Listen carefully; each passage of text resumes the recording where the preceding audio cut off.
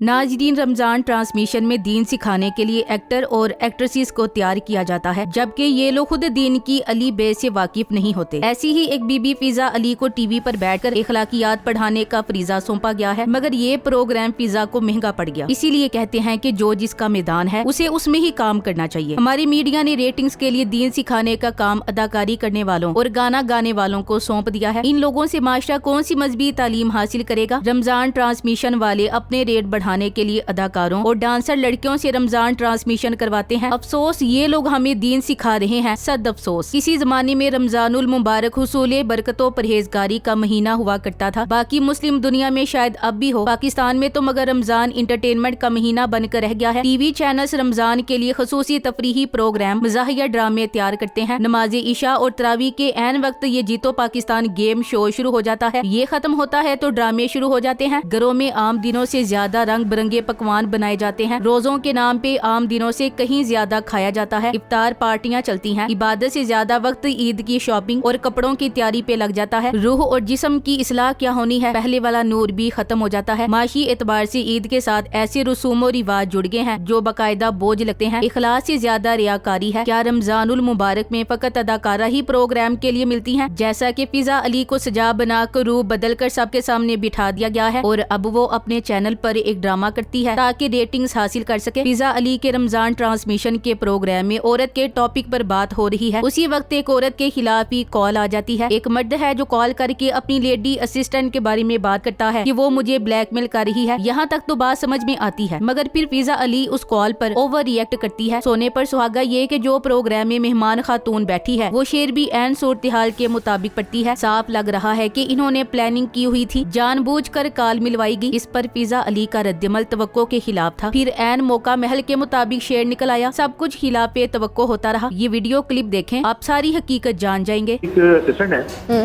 जो मुझे ब्लैकमेल कर रही है काफी टाइम से, और मुझे ये कहती है कि वो हत्या कि वो मैरिड है, ठीक है, और वो मुझे ये कहती है कि जी मैं अपने शौहर से मैं तलाक लेती हूँ और तुम मेरे साथ शादी करो, मैं तुम्हारे साथ रहना चाहती हूँ। लेकिन मेरे एंड पे ऐसा कोई सिनेरियो नहीं है। तो किस तरीके से ब्लैकमेल हो रहे हैं आपको? आपने कोई अपना तो हाथ दिया होगा, कोई ऐसी गलती तो की होगी, कोई ऐसा काम तो किया होगा, कहीं आपने कोई कुछ तो गलत किया है, कोई मुंह काला किया आपने जो आप ब्लैकमेल हो रहे हैं? कुछ तो हो रहा है।